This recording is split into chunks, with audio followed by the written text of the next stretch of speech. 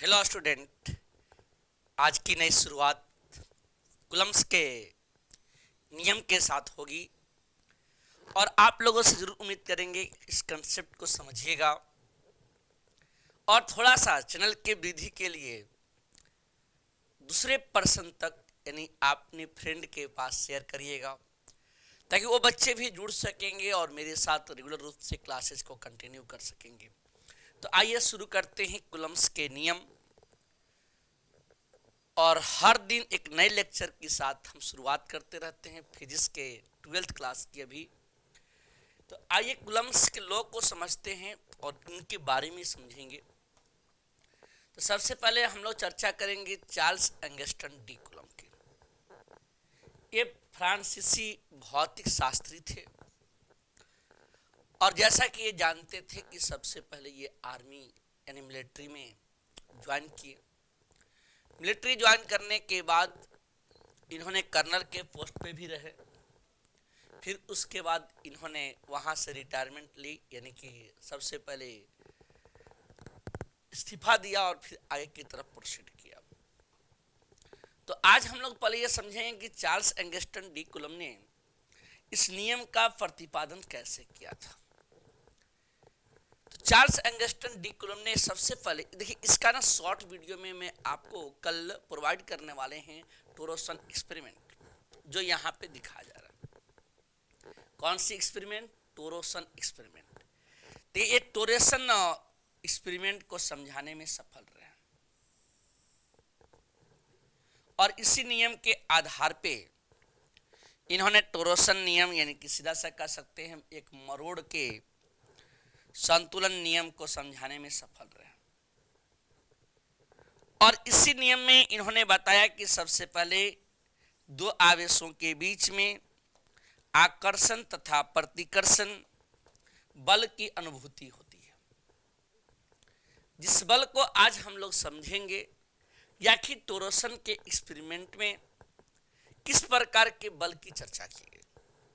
लेकिन इसकी डिस्कशन कब की गई यानी ये नियम कब आया? 1785 ईस्वी में। और ये फ्रांसीसी साइंटिस्ट थे और ये फ्रांसीसी साइंटिस्ट। तो आइए इसको समझा जाए। यहाँ पे दो चार्ज लिया, एक Q1 एक Q2। दोनों चार्ज को स्मॉल डिस्टेंस पे प्लेस कर दिया, स्मॉल डिस्टेंस पे प्लेस किया। जब इसको स्मॉल डिस्टेंस पे प्लेस किया मतलब एक चार्ज हो गया Q1 और एक चार्ज हो गया कितना? Q2। दोनों चार्जेज के बीच के डिस्टेंस का नाम रखा गया कितना? R। और ये अल्प दूरी होती है। अब कैसे होती है हमने कह दिया कि सबसे पहले ये शॉर्ट वीडियो में आपको कुलम्स लॉ के टर्म को हम समझाएंगे। यहाँ पे भी डिटेल में क्लासेज हो रही है तो फिर रुकावट नहीं आनी चाहिए। इस एक्सपेरिमेंटल टॉपिक था। यहाँ पे दोनों के बीच में आकर्षण और प्रतिकर्षण को समझाने में बिल्कुल सत्यता, साथ ही साथ मीडियम को बताने में चार्ल्स एंगस्टन डी कुलम ने क्या किया? पूरी तरह से समझाया। जिस बात को आज हम डिटेल में आपको समझाएंगे कि सबसे पहले चार्ल्स एंगस्टन डी कुलम ने किस नियम का प्रतिपादन किया और कैसे। देखिए, पहला बात क्या है कि ये नियम बहुत ही इजी है। इसमें दो आवेश लिए गए।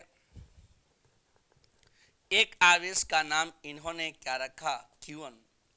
जबकि दूसरे आवेश का नाम इन्होंने कितना रखा? Q2। दोनों के बीच की दूरी कितनी है? R है। और ये दोनों आवेश एक दूसरे से स्मॉल डिस्टेंस पे प्लेस किए गए। क्यों ऐसा चल रहा है? ये दोनों के दोनों चार्ज कितने? स्मॉल डिस्टेंस पे प्लेस कर दिए गए। अगर यहाँ पे दोनों चार्ज पॉजिटिव नेचर के होंगे तो इसके बीच में रिपल्सन फोर्स लगता है, यानी कि रिपल्सन यानी कि प्रतिकर्षण।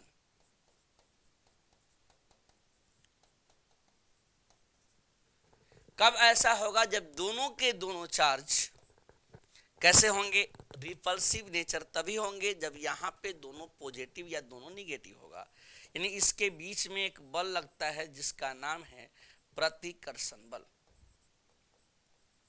ठीक है। अब यहाँ पे देखा जाए कि अगर ऐसा कंडीशन है तो सबसे पहले अगर इसकी चर्चा कर रहे हैं तो एक चार्ज कितना होगा Q1 और एक यहां चार्ज लेंगे कितना Q2, इसके बीच का भी डिस्टेंस R है, लेकिन इसमें जो चार्ज रखे जाएंगे एक चार्ज पॉजिटिव होंगे तो एक चार्ज कैसा निगेटिव। अगर ऐसा रहेगा तो इसके बीच में एक फोर्स लगता है जिसका नाम है आकर्षण बल, और ऐसा तभी होगा जब ये दोनों के दोनों चार्ज एक दूसरे के कैसे हों, उल्टा हो। ठीक है, अब इस टर्म को यहां समझिएगा। कह रहे दो बिंदुवत स्थिर आवेशों के बीच आकर्षण, लेकिन आकर्षण तभी होगा जब एक चार्ज पॉजिटिव और एक चार्ज कैसा निगेटिव। प्रतिकर्षण कब होता है तो सबसे पहले जब एक चार्ज पॉजिटिव हो दूसरा चार्ज भी पॉजिटिव हो, या ऐसा भी कह सकते हैं कि एक चार्ज निगेटिव और एक चार्ज दूसरा चार्ज भी निगेटिव हो, यानी दोनों लाइक चार्ज रहेंगे तो इसके बीच में कौन सा फोर्स लगेगा, प्रतिकर्षण।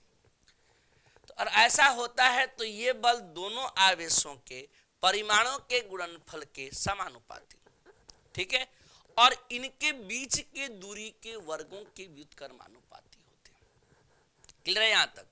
करें कि अगर ऐसा होता है तो ये दोनों बल जो यहां फोर्स मिलेंगे ये समानुपाती होंगे किसके, इनके परिमाणों के। ठीक है, अब इसमें किसमें प्लस लगाए हैं किसमें माइनस, जिसमें माइनस रहेगा तो या नहीं भी रहेगा तो भी आप मोड में लेंगे तो ये आंसर हमेशा किसमें आएगा, पॉजिटिव में। इसका मतलब F डायरेक्टली प्रोपोर्शनल हो गया किसके, Q1 और Q2 के इक्वेशन कितना होगा, फर्स्ट किसके अनुसार, कूलम के अनुसार।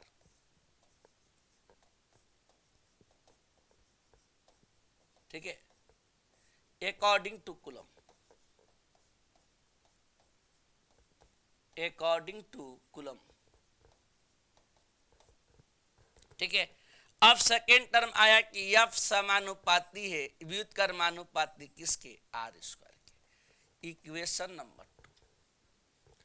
यानी दो इस स्टेटमेंट को कूलम्स ने रखा और कह दिया सीधे तौर पे कि सबसे पहला बात ऐसा होता है तो ये बल दोनों आवेशों के परिमाणों के गुणनफल के समानुपाती तथा उनके बीच के दूरी के वर्गों के क्या होता है, व्युत्क्रमानुपाती, यानी उल्टा संबंध होगा।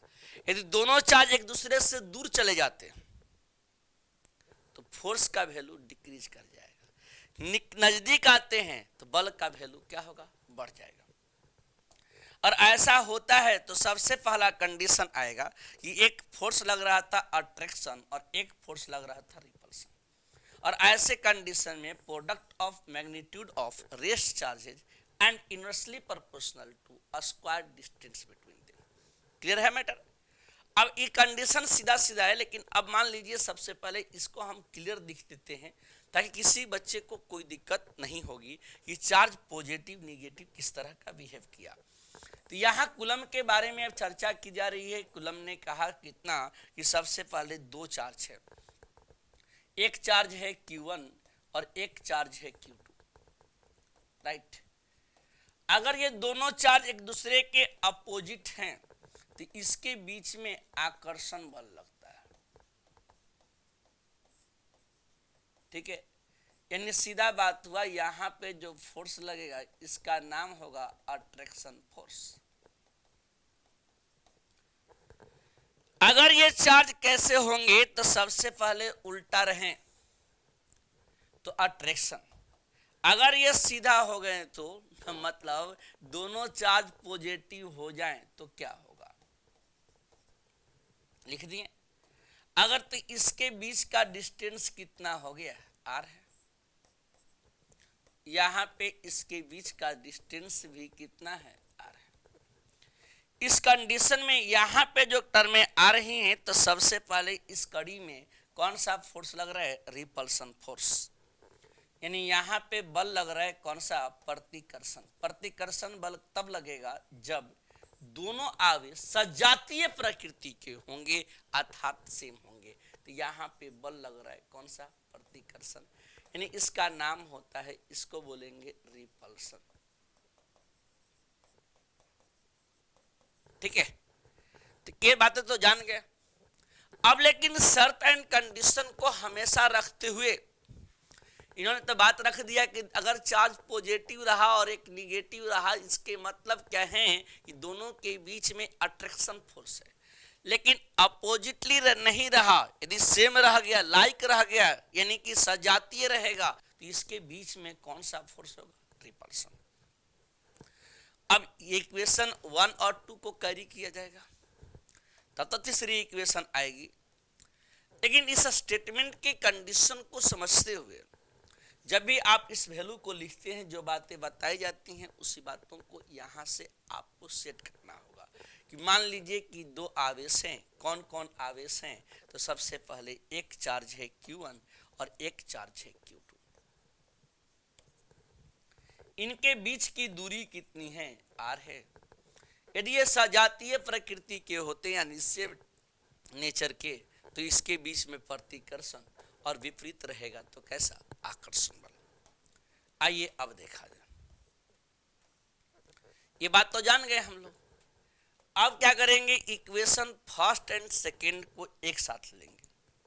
From equation first and second, ठीक है। तो F समानुपाती होगा किसके, दोनों को मल्टीप्लाई कर देंगे, Q1 Q2, अब बाई कितना, R²। तब तो ये प्रोपोर्शनल हटेगा, हट जाएगा तो कितना होगा, K। Q1 Q2, अब बाई कितना, R²। देखिए यहाँ K जो है ना एक मेजर रोल में है, यानी K को सिंप्लिसिटी से आप नहीं काउंट कर सकते, बल्कि इसे डिटेल में समझेंगे कि ये K क्या है। यानी सीधा सा संबंध हुआ K होता क्या है, इसके बारे में यहाँ पे लिखेंगे K क्या है। तो सबसे पहला बात क्या है, ये है इलेक्ट्रोस्टैटिक कांस्टेंट। इलेक्ट्रोस्टैटिक कांस्टेंट स्थिर वैद्युत नियतांक।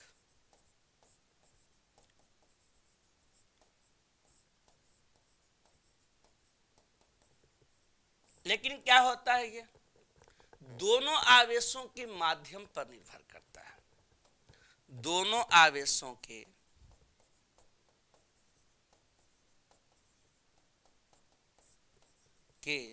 बीच के माध्यम पर निर्भर करता है, ठीक है।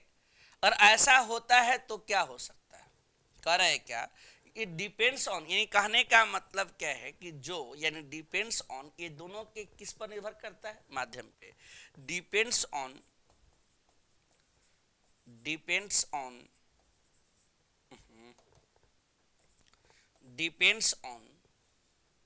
Medium between two charges. Clear है, कह रहा है ऐसा है कि ये दोनों आवेशों के माध्यम पर क्या करता है, निर्भर करता है। कौन सा, ये के इलेक्ट्रोस्टैटिक कांस्टेंट, ठीक है। अगर इलेक्ट्रोस्टैटिक कांस्टेंट निर्भर करता है तो कैसे, अब इस बात को समझना पड़ेगा। और ये बात इसलिए डिटेल में हम बताते हैं ताकि आने वाले समय में आपको किसी भी प्रकार की इस टॉपिक में कोई डाउट ना आए। तो देखेंगे के को यहां मीनिंगफुल टर्मों से भी लिखा जाता है। तो सबसे पहले के लिखेंगे या और करके इप्सिलॉन आर लिखेंगे। जैसे ही इप्सिलॉन आर लिखेंगे तो कितना होगा, इसके अलग अलग नेम है। तो सबसे पहले इस के का नाम है डाई इलेक्ट्रिक कांस्टेंट,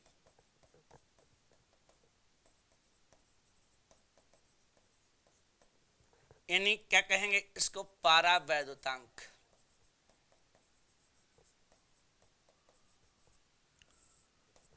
और इसका नाम होता है रिलेटिव परमिटिविटी,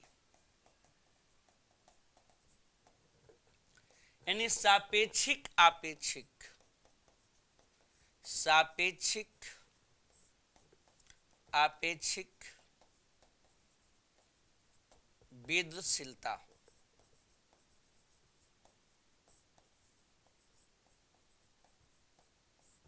राइट, अब कंडीशन कितना आया ये तो लिख दिए, लेकिन यहां पे दो चार्ज हैं, एक चार्ज है Q1 और एक चार्ज है Q2, जिसके बीच में कुछ भी ना हो। यानी कहने का मतलब क्या है, इन दोनों चार्जेज के बीच में कुछ भी ना हो, यानी कहने का मतलब क्या है, कोई अन्य पार्टिकल ना हो तो ये एयर होगा। लेकिन इनके बीच में कोई मीडियम आ जाए, जैसे टर्म समझिए, एक कितना है Q1 और एक कितना है Q2, एक है यहाँ Q1 एक है Q2। अगर दोनों के बीच में कोई भी लेयरिंग या कोई सिस्टम नहीं हो तो सबसे पहले इसको कहा जाएगा एयर। यानी यहाँ पे जो कंडीशन है इसके मुताबिक, यहाँ पे जो कंडीशन है इसके मुताबिक ये कितना है, एयर है, वायु है।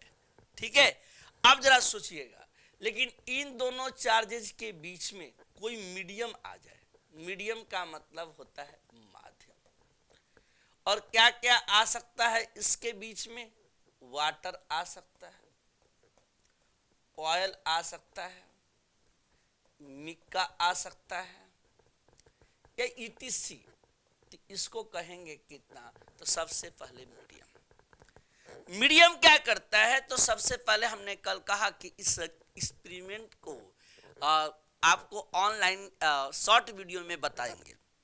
मीडियम का अर्थ क्या होता है, जब दोनों चार्जेज के बीच में कोई मीडियम आएगा तो दोनों के बीच का फोर्स डिक्रीज कर जाएगा। ये बात ऐसे हम आज थ्योरेटिकली समझा रहे हैं, कह रहा है दोनों चार्जेज के बीच में जब एयर रहेगा तो फोर्स की वैल्यू ज्यादा होगा, लेकिन जैसे ही कोई मीडियम आएगा तो ऐसे स्थिति में इसका वैल्यू कितना होगा, तो घट जाएगा, डिक्रीज कर जाएगा।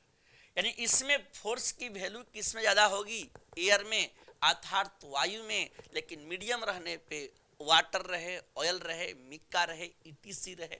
जैसे या कोई सपोज दैट आपने मेटल रख लिया, तो इस समय क्या होगा कि सबसे पहले दोनों के बीच में फोर्स की वैल्यू डिक्रीज कर जाएगी, दोनों के बीच में फोर्स की वैल्यू क्या करेगी, डिक्रीज कर जाएगी। देखा जाए, इसको लिखेंगे इप्सिलॉन बाई इप्सिलॉन नॉट।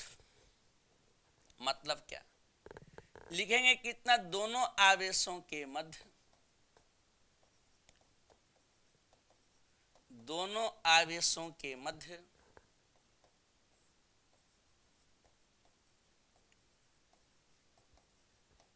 माध्यम की विद्युतशीलता,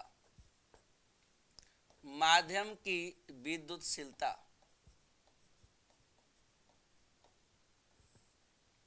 ठीक है, इसको परमिटिविटी बोलते हैं।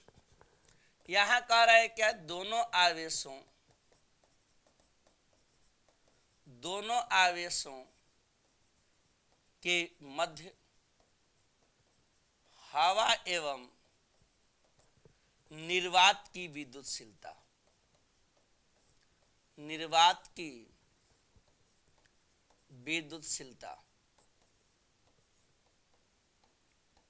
ठीक है, यानी कहने का अर्थ क्या हुआ, जैसे इप्सिलॉन नॉट को बोलेंगे यहाँ पे इसके वैल्यू को कितना, दोनों के बीच में कोई हवा, यानी सीधा सा बात है इसके बीच में कोई मीडियम उपस्थित नहीं है।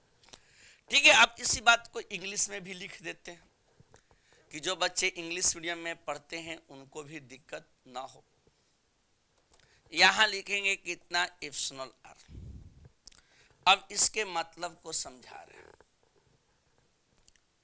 इसका टर्म होता है इप्सिलॉन बाई इप्सिलॉन नॉट। यानी क्या है, इसके बीच में permittivity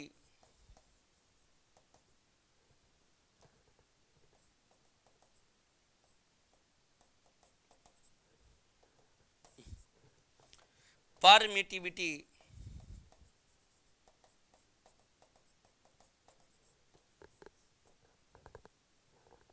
of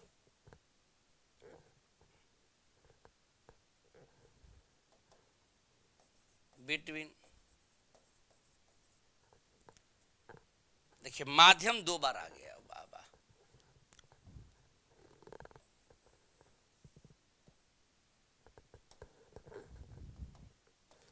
any medium between two charges, between two charges, ठीक है। अब यहां से तो इसको हटाना पड़ेगा, permittivity of any medium between two charges, ऐसा हमने लिख दिया, यानी माध्यम होगा of any medium between two charges. अब जरा सोचिए, इस बात को यहां लिखेंगे कितना, परमिटिविटी ऑफ एयर और वैक्यूम बिटवीन टू चार्जेज। इसका मतलब क्या हुआ, इसको लिख सकते हैं k बराबर इप्सिलॉन बाई इप्सिलॉन नॉट, एक लाइनअप ऐसे हो सकता है, या यहां पे लिखेंगे इप्सिलॉन बाई कितना, इप्सिलॉन नॉट, ऐसे भी रिप्रेजेंट कर सकते हैं। लेकिन इस बात को समझना होगा बारीकी से कि सबसे पहले अगर ऐसा इप्सिलॉन नॉट, हाँ कहीं कहीं पे आपको ऐसे भी मिलेगा तो कंफ्यूजन में मत होइएगा कि किसी किसी ओल्ड बुक में ऐसा भी मिल सकता है। यह एक मात्रकहीन एवं बीमाहीन राशि है। कौन, के रेशियो सेम है ना, यहाँ पे जो के है यहाँ पे, यह एक मात्रकहीन, यह एक मात्रकहीन कौन, एवं बीमाहीन राशि है। कौन सा, यह कौन है, तो सबसे पहले लिखा जाएगा यहाँ पे के बराबर इप्सिलॉन बाई इप्सिलॉन नॉट, साफ साफ बात है। यह एक मात्रकहीन एवं कैसी राशि है, बीमाहीन राशि है। लिख सकते हैं कि here K equal to epsilon by epsilon not, क्या हो गया आज, is unitless and dimensionless quantity. यह एक मात्रकहीन एवं बीमाहीन राशि है, यानी सीधा सा बात हुआ, क्यों ऐसा है, क्योंकि दोनों का रेशियो कितना है, सेम है। अब ये बात तो क्लियर हो गया कि सबसे पहले अगर इसके बीच का कंडीशन साफ साफ है, यहाँ पे इसका टर्म हुआ कि जब भी इप्सिलॉन नॉट होगा किसके बीच में होगा, तो एयर के टर्म में। लेकिन मीडियम आने पे इसकी वैल्यू कितनी हो जाएगी, मीडियम आने पे जैसे ही मीडियम आएगा तो इसका वैल्यू कितना होगा, तो मीडियम आने पे कितना हो जाएगा, तो सबसे पहले इसके फोर्स की वैल्यू घटेगी।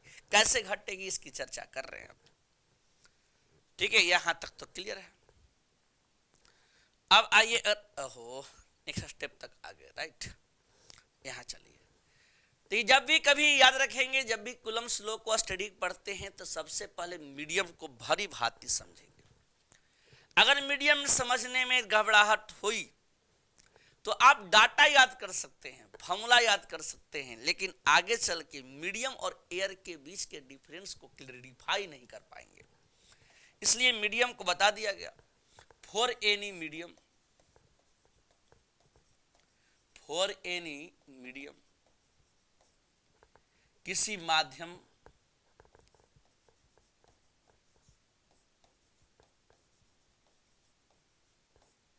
के लिए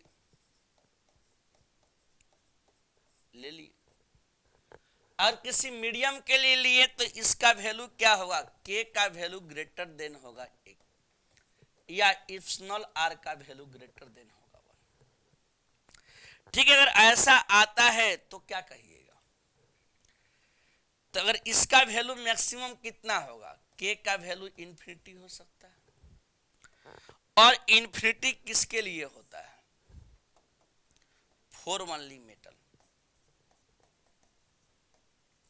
फॉर ओनली मेटल, केवल धातु के लिए एक से बड़ा हो गया। ठीक है, अब आगे चर्चाएं करते रहेंगे, इसमें ऐसा नहीं है, दोनों सेम ही है। ठीक है, यहां पे कह रहा है के का वैल्यू कितना हो जाए? इन्फिनिटी, यानी डाई इलेक्ट्रिक कांस्टेंट की वैल्यू इन्फिनिटी हो जाए तो कहेंगे ये सिर्फ और सिर्फ किसके लिए होगा? ओनली फॉर मेटल, यानी केवल और केवल मेटल के लिए होगा, बाकी किसी कंडीशन के लिए वैलिड नहीं है। अगर ये मेटल के लिए है, इसका मतलब क्या हुआ कि सीधा सा बात हुआ कि यहां पे मीडियम मॉलिक्यूल्स वर्क कर रहा है। और चाहिएगा तो आप ऐसे भी लिख सकते हैं, यदि आप काउंटिंग करना चाहते हैं कि डाई इलेक्ट्रिक कांस्टेंट की वैल्यू कितनी कितनी होगी, अब इसको चेक करना है तो कैसे? इसके लिए आप एक डब्बा बना लीजिए छोटा सा। अब अगर बात लीजिए, सबसे पहले अगर कह रहे हैं कितना, पहला टर्म में के इन्फिनिटी है, ये किसके लिए है? फॉर ओनली मेटल, केवल धातु के लिए। सेकेंड समझिएगा, के का वैल्यू या तो 80 भी कहीं कहीं मिल जाएगा और कभी कभी 81 भी मिल जाएगा। ये किसके लिए होता है? वाटर के लिए, पानी का। के का नाम बोला जा रहा है डाई इलेक्ट्रिक, यानी पारावैद्युतांक। ये बताया गया था आपको कि सबसे पहले ये मीडियम है जो दोनों चार्जेज के बीच आएंगे, और इसकी वैल्यू हमेशा कितना होगा? एक से बड़ा होगा। कितना? एक से बड़ा। अब यहां पे इसको कैसे लिख सकते हैं? के बराबर इप्सिलॉन बाई इप्सिलॉन नॉट लिख सकते हैं। इप्सिलॉन बाई कितना? Epsilon not. तो ये बताइए इप्सिलॉन बराबर कितना आएगा? के इंटू इप्सिलॉन नॉट। चलिए 1 मिनट के लिए यहां तक तो रास्ता बन गया सर, लेकिन यही टर्म अगर इस प्रकार से आ जाए, इस प्रकार से आने का मतलब है, अगर सेकेंडरी आप इस प्रकार से सोचते हैं कि इप्सिलॉन आर बराबर इप्सिलॉन बाई इप्सिलॉन नॉट है, तो भी आप लिख सकते हैं कि इप्सिलॉन बराबर कितना? Epsilon not into epsilon r. ये दोनों टर्म आपके लिए बहुत इंपॉर्टेंट है सर। अब तो इक्वेशन बाकी है फोर्स का, तो लिखेंगे ना यहां से फ्रॉम इक्वेशन 3। अब इक्वेशन 3 क्या है? एफ के लिखना होगा Q1 Q2 by are square. ठीक है, अब जरा देखिए, तो इसमें के का एक वैल्यू यहां लिखते हैं, देखते हैं है कि नहीं। 1 मिनट, नहीं है। के वैल्यू को रिप्रेजेंट करते समय यहां लिखा जा सकता है 1/4 पाई इप्सिलॉन। इसके टर्म को लिखेंगे कितना? Q1 Q2 बाई कितना? R square. अब इप्सिलॉन का वैल्यू दोनों में से कोई रख सकते हैं, 1/4 पाई इप्सिलॉन नॉट लिख सकते हैं, के लिख सकते हैं, और साथ में कितना? Q1 Q2 बाई कितना? R square. ठीक है, अब अगर ऐसा आता है तो सबसे पहले इस टर्म को डिनोट कर देंगे। जैसे ही इसको डिनोट करेंगे तो ये कहेंगे किसके लिए? For any medium.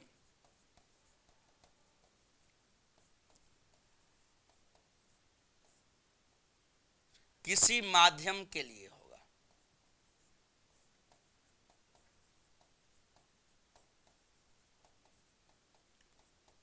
ठीक है, अब इसी बात को थोड़ा यहां समझिएगा। अगर किसी माध्यम के लिखें और आपने कभी ऐसा भी मन बना लिया कि नहीं एफ बराबर हम यहां पे इसको पुट करेंगे, पुट कर दीजिए 4 pi epsilon naught. 4 pi epsilon naught के बाद कितना लिखिएगा, इप्सिलॉन आर भी लिख सकते हैं। चार्ज है Q1 Q2 बाई कितना आर स्क्वायर। कि मीडियम में रखने पे फोर्स का वैल्यू कितना होता है, तो हायर कि लोअर। तो आंसर सुन लीजिए, इसका वैल्यू हमेशा अधिक होगा, इंक्रीज करेगा। मीडियम है, एक से जब भी रहेगा कितना रहेगा, ज्यादा, इसलिए फोर्स का वैल्यू क्या होगा, डिक्रीज कर जाएगा। हमेशा इसका वैल्यू क्या करेगा, डिक्रीज कर जाएगा। क्यों डिक्रीज करेगा, ऐसा कंडीशन कि डाई इलेक्ट्रिक कांस्टेंट के बीच में कोई भी टर्म आएगा तो सबसे पहले फोर्स का वैल्यू कितना होगा, डिक्रीज। ठीक है, यानी इसके टर्म को समझने के लिए सबसे पहले ये समझना होगा कि ये कैसे हो रहा था, कैसी स्थिति थी, किस प्रकार से वर्क किया, ये बातें भी क्लियरिटी से समझनी होगी। ठीक है, तो ये आपको बताया जा रहा था किसके लिए, मीडियम के लिए। देखिए, अगर आपको रिपीटेड की बात आ जाती है, कभी कभी कुछ बच्चे होते हैं सोचते हैं रिपीट वाली बात, तो वीडियो को दोबारा फिर देखना होता है। ठीक है, कि एक फिल्म चल रही हो, उस फिल्म में एक ही डायलॉग 2 बार नहीं आ सकता, उसको हम बैक जा करके दोबारा देख सकते हैं। ठीक है, और ऐसा कंडीशन है कि सबसे पहले दोनों चार्जेज के बीच में यदि कोई मीडियम उपस्थित होता है तो सबसे पहला कंडीशन होगा कि इनके बीच का बल क्या होगा, डिक्रीज कर जाएगा, घट जाएगा। ये मीडियम तो हमेशा इंक्रीज ही रहेगा। ये एयर का एक होगा, बाकी सबका तो कितना है, एक से ज्यादा है। और जब एक से ज्यादा होगा तो वैसे स्थिति में फोर्स की वैल्यू क्या हो जाएगी, डिक्रीज कर जाएगी। नेक्स्ट आइए, अब बात करेंगे फॉर एयर और वैक्यूम। फॉर एयर और वैक्यूम, हवा एवं निर्वात के लिए, हवा एवं किसके लिए, निर्वात के लिए। यानी दो चार्जेस के बीच में एयर उपस्थित हो, आज दो चार्जेस के बीच एयर उपस्थित होगा तो के का वैल्यू 1 हो जाएगा, या कितना हो जाएगा, तो सबसे पहले के का वैल्यू 1 या इप्सिलॉन आर का वैल्यू 1 होगा। यानी किसके कंडीशन में, फॉर ओनली एयर, तो इसका वैल्यू तो लिखा गया था के इप्सिलॉन बाई इप्सिलॉन नॉट, और इप्सिलॉन आर बराबर कितना है, इप्सिलॉन नॉट। तो यहां पे जैसे ही 1 होगा, अगर इसका वैल्यू अगर 1 हो जाए, इसका वैल्यू कितना, 1, इसका वैल्यू कितना, 1, अगर 1 होता है तो ये कितना हो जाएगा, इप्सिलॉन बाई इप्सिलॉन। क्लियर है? हाँ, अगर ये 1 हो जाता है, चलिए इसको 1 लिख करके ऐसे लिखा जाए तो ये कितना आ जाएगा, तो सीधा जवाब आएगा इप्सिलॉन बाई इप्सिलॉन नॉट आएगा। ठीक है, अब देखिए इसमें लिखिए फ्रॉम इक्वेशन 3, क्या कहता है इक्वेशन 3, यही तो डाई इलेक्ट्रिक कांस्टेंट की कंडीशन नहीं। एफ बराबर लिखेंगे 1 बाई, ओहो ये कैसे, समझ तो डिटेल में रहे हैं। चार्ज कितना है Q1 Q2 बाई कितना आर स्क्वायर। के का वैल्यू कितना है सर, यहाँ पे 1 by 4 pi epsilon Q1 Q2 by कितना आर स्क्वायर। अब इसके वैल्यू को पुट कर दीजिए तो कितना आएगा, एफ बराबर कितना आएगा, 4 पाई इप्सिलॉन नॉट, कितना लिखेंगे Q1 Q2 बाई कितना आर स्क्वायर। अगर ऐसा है तो सबसे पहले स्टेटमेंट क्लियर है। जब अगर ऐसा स्टेटमेंट है तो ऐसे स्थिति में इसका कंडीशन कितना होगा, फॉर एयर कह रहा है सीधा सा बात किसके लिए लिखा जा रहा है, फॉर एयर यानी वायु के लिए या निर्वात के लिए, यानी F बराबर कितना लिखेंगे 1/4πε0 Q1 Q2 बटा में कितना r²। क्या यहां तक किसी को कोई दिक्कत है? तो अपनी कमेंट बॉक्स में जरूर लिख दिया करिए कि जो भी डाउट रहे, ताकि आगामी जो आएंगे हम लोग ऐप पे तो सामने आमना सामना आपका होगा।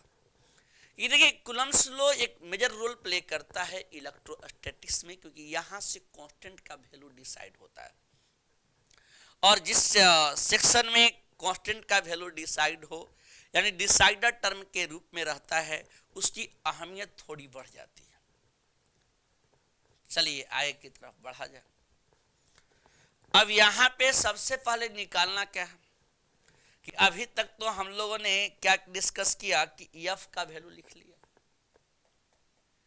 K आया, K के बाद Q1 आया, Q2 आया, बाई कितना r²। ये इसी को लिखेंगे 1/4πε0। चार्ज कितना आएगा Q1 Q2 बाई कितना r²। अब इस कड़ी में K का टर्म निकालना है, यानी द वैल्यू ऑफ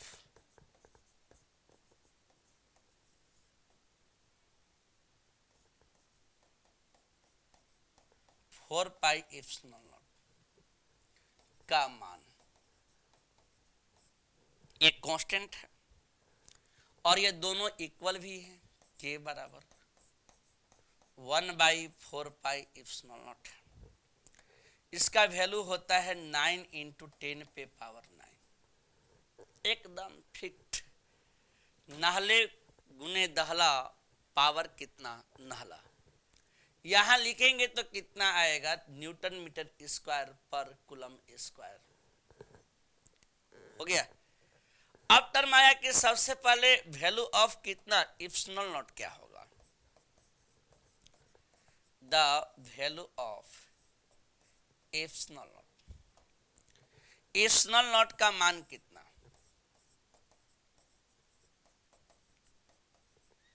ये बताइए। कह रहा है कि ε0 का मान कितना रखिएगा, कितना होता है ये देखिए तरीका बता देते हैं। ऐसे तो हम डायरेक्ट लिख देंगे, लेकिन फिर भी आपको ध्यान रखना चाहिए। 4πε0 है, 9 × 10⁻⁹ है। इसका मतलब ε0 है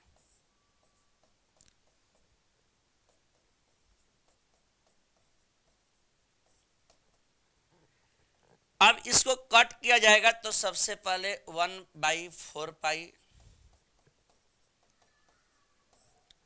9 × 10⁻⁹।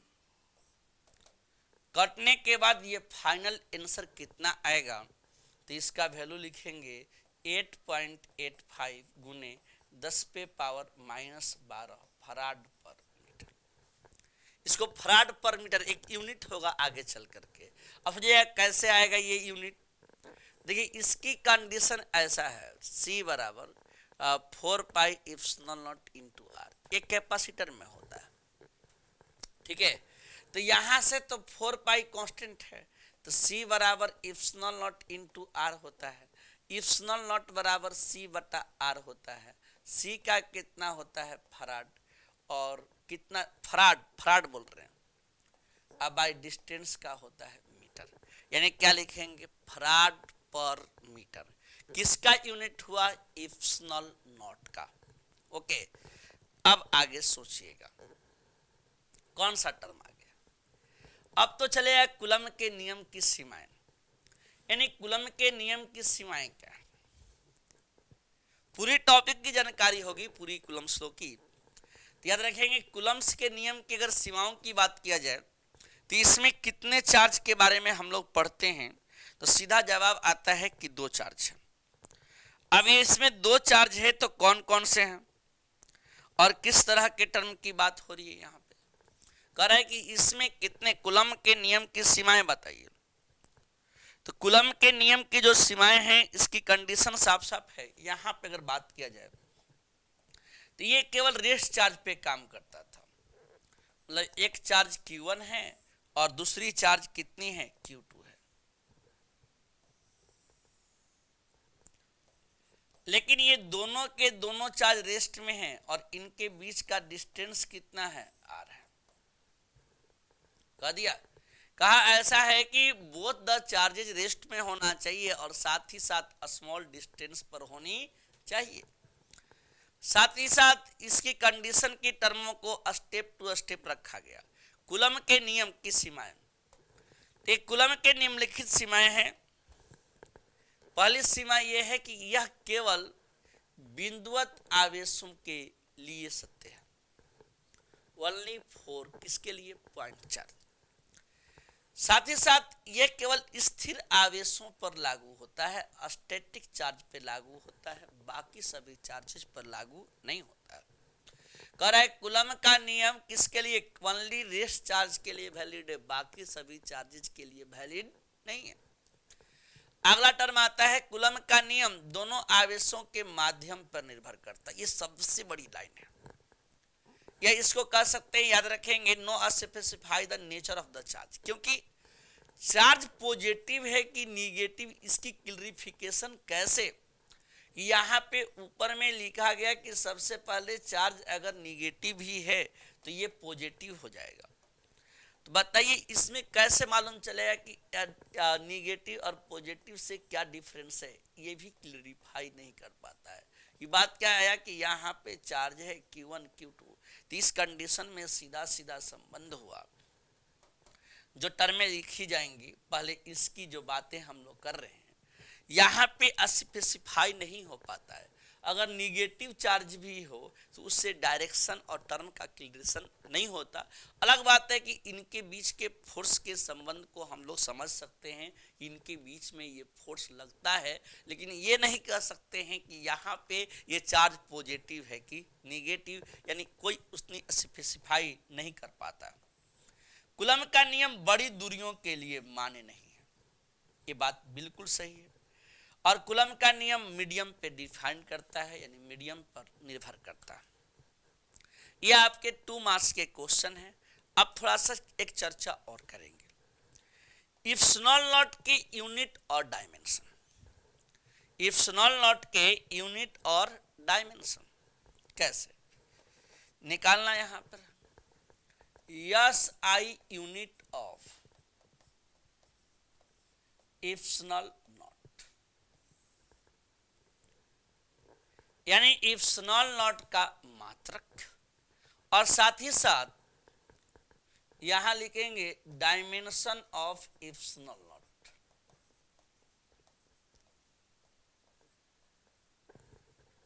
डायमेंशन ऑफ इप्सिलॉन नॉट, ये कंडीशन साफ साफ है, ये टर्म में भी ऐसा है। अब इसका वैल्यू यहां पुट करेंगे, 1/4 पाई इप्सिलॉन नॉट। चार्ज कितना है Q1 Q2 बाई कितना R²। ये इप्सिलॉन नॉट इधर आएगा 1/4 पाई, इसके बाद कितना Q1 Q2 बाई कितना F, इधर कितना R²। अब यहां 4 पाई क्या होगा, कांस्टेंट है। अगर कांस्टेंट है तो इसका नाम यूनिट है तो यूनिटलेस, अगर हिंदी में इसका नाम होता है मात्रकहीन, और ऐसे क्वांटिटियों का वैल्यू 1 होता है। Q1 Q2 चार्ज है, इसलिए 2 बार लिखे जाएंगे AT और AT। फोर्स का क्या लिखिएगा, ML T पर पावर -2, L पे पावर 2। क्या लिखेंगे, M ऊपर चला जाएगा, L पे पावर -3 होगा, T पर पावर 4, A पे पावर 2, M पे पावर -1, L पे पावर 3, A पे पावर 2, T पे पावर 4। क्या यहां तक क्लियर है? ये भाई ये तो डायमेंशन यूनिट लिखना है ना, ये तो लिखा गया क्या डायमेंशन। ओहो, चलिए इधर कर देते इसको। चार्ज का होता है यहाँ पे कूलाम इनटू कूलाम, यहाँ फोर्स का न्यूटन, इधर कितना metre square, C2 n-1 m पे पावर -2। ठीक है, अब इसमें देखिएगा यहाँ पे वही फॉर्मूला लिखा जाएगा F बराबर, बट इसके वैल्यू को लिखते समय 1/4 चार्ज कितना है Q1 Q2 बाई कितना r²। अब इसमें क्या टर्म आएगा, तो यहाँ पे इप्सिलॉन नॉट को लिखेंगे 1/4 आएगा, इसके बाद F होगा चार्ज कितना Q1 Q2 बाई कितना r²। अब इसमें कितना आया 1/4, ये कितना लिखेंगे डायमेंशनलेस। डायमेंशनलेस का मतलब कितना होता है बीमाहीन, बीमाहीन का मान कितना होता है 1। डायमेंशनलेस है और डायमेंशनलेस यानी कि बीमाहीन है, और इसकी वैल्यू कितनी हो गई 1। ठीक है, अब ऐसे कंडीशन में जितना हम लोगों ने कवर अप किया फिर से एक बार देख लीजिए। देखिए, अगर बात किया जाए कि सबसे पहले कूलम के मेन फार्मूला की, जिसकी यूज हम लोग बहुत करते हैं, तो इसका यूज होगा। यहाँ यूनिट निकालना था, तो इसलिए सबसे पहले इप्सिलॉन नॉट निकालना था, तो पहले हमने इप्सिलॉन नॉट को लिखा, प्लेस कर दिया। जबकि 1/4 एक यूनिट लेस क्वांटिटी है, इसकी वैल्यू 1 हो गई। यहाँ डायमेंशन लेस क्वांटिटी था, इसकी वैल्यू कितना रख दिए 1, बाकी सब तो सुरक्षित है। यहाँ चार्ज है Q1 Q2 चार्ज है, तो 80 तब कवर। हाँ, अपनी सेशन को कंप्लीट करते समय आप लोग बारीकी से लिखते चलिएगा, प्रत्येक टॉपिक को समझते चलिएगा। हाँ, जिसको स्क्रीनशॉट लेना है ले लीजिए। ठीक है, हाँ कंटिन्यू जुड़ते रहिए। जिनको ऑफलाइन भी पढ़ना होगा, यदि डिस्ट्रिक्ट कैमूर है आपका, तो आप दिए गए नंबर पे कांटेक्ट करके 100% क्लास की तरफ बढ़िएगा। ठीक है, अब तो आज की ये लास्ट टॉपिक है, इसके बाद हम लोग चर्चा करेंगे अगले क्लासेज में। कर रहे कूलम के नियम की विशेषताएं क्या है। कूलम का नियम एक सेंट्रल फोर्स है, यह एक संरक्षी बल भी है, और इसमें न्यूटन के गति के तृतीय नियम का पालन होता है। ये निर्वात में भी काम करता है और व्युत्क्रम नियम का भी अनुसरण करता है। ये सारी बातें आपको डिटेल में समझाएंगे। तो उम्मीद करते हैं आप लोग को प्रत्येक लेक्चर अगर अच्छा लगता होगा, लगता है कि आपके लिए कंसेप्चुअल है और दूसरे फ्रेंड के लिए भी कंसेप्चुअल है, तो आप जितना हो सके दबा के लाइक सब्सक्राइब करते चलिए, ताकि यही सपोर्ट हमें एनर्जी देता है कि एक नई वीडियो की तरफ चला जाए, नई एजुकेशन की तरफ चला जाए। तो मिलते रहेंगे आपके साथ। यदि आप हमसे जुड़ना चाहते हैं, दिए गए कांटेक्ट नंबर पे सब स्लाइड में रहता है, उसमें कांटेक्ट करके आपसे मिल सकते हैं। थैंक यू, फिर मिलेंगे नए सत्र में।